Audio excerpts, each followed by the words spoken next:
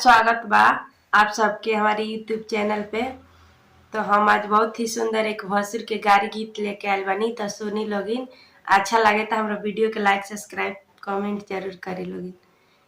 हम त नेवता भेजले रहनी इंटरनेट से, भसुर साले अइले लेट से। हम त नेवता भेजले रहनी इंटरनेट से, भसुर साले अइनी लेट से।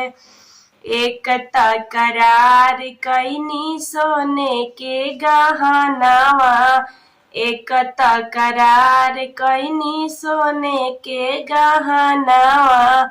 अंगना में लेके आईनी पीतल के गहनावा, अंगना में लेके आईनी पीतल के गहनावा।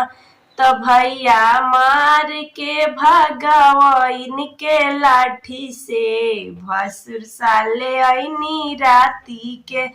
तो भैया मार के भगावइन के लाठी से, भसुर साले आईनी राती के।